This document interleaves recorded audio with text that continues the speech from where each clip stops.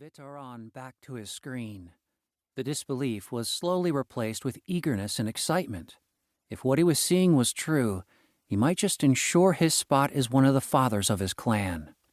The computer was still processing the data, but the preliminary reports suggested another high-intelligence life form. The signals his station was picking up, according to the computer, were communications from another race, and they were sent into the open. It boggled Vitaran's mind that another intelligent race would announce their existence so freely. Of course, the computer couldn't translate the contents from the signals, which would take many partials or rotations even, but Vitaran was certain they had discovered another life form. He verified the data 3 more times. He didn't want to risk being executed if he was wrong. He went straight to the clan Rakar, the leader of his parter. If he was right, his clan would soon gain a lot more influence. Finding 2 slave races in a span of less than 100 rotations, their influence would rise far above the other 2 core clans. And if he was the one to bring this information to the clan Rakar, he would gain influence enough to perhaps one day become the Rakar himself. Chapter 1. August 2169. Olympus explorer ship Stargazer, Sol. Matthias sat on the cold floor of the strange spaceship. The floor didn't bother him. He was accustomed to sleeping on hard and uncomfortable surfaces. He spent 10 years as a slave of the Ra'azani, the aliens that had conquered Earth. But even before then, he'd learned how to survive on the streets of the slum city Berlin when he was just a little boy. He'd been 13 years old when the Ra'azani had come. No, the cold and hard floor didn't bother him. Beside him sat Gloria. She, like him, was until recently a slave. They'd escaped their slavery with the help of human resistance, who'd sent them on a task deep in the asteroid field that resulted in them finding this ship. Across from them on a floor plate stood an image of a human man, a hologram. The hologram had activated when they'd stepped on the ship's bridge. At first, Matthias had assumed that the hologram was a part of an interactive program, but then it had told them that it was in fact a representation of an artificial intelligence. It had introduced itself as Asumi. Matthias had no idea what that was.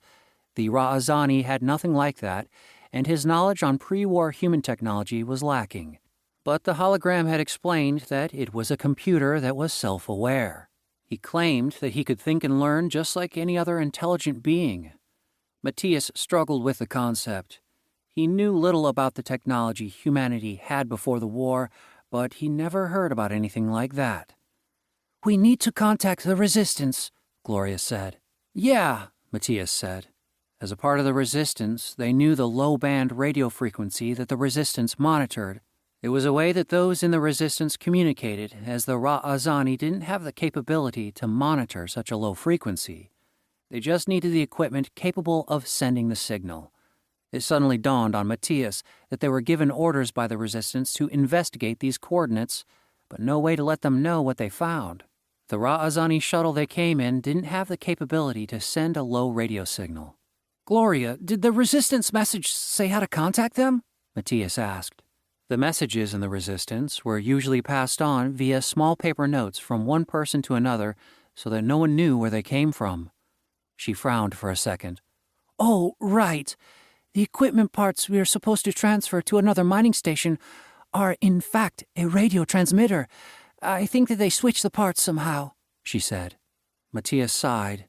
He should have asked her that before they even boarded the shuttle. He was too distracted by the prospect of escaping slavery to think clearly. "All right, then. Let's go back to the shuttle and tell them about the ship." He got to his legs and started towards the door, but the hologram interrupted him. "There is no need. This ship's communication device can send the message on the frequency your friends are using," said the hologram, Asumi. Matthias turned towards the hologram. It looked like a young man, maybe 25 years old, with short brown hair, dressed in a dark blue uniform.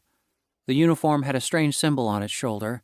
It looked like a winged sword of some kind, but Matthias didn't recognize it. "And how do you know the frequency of our friends?" Matthias asked suspiciously. "I have been monitoring all communications inside the solar system."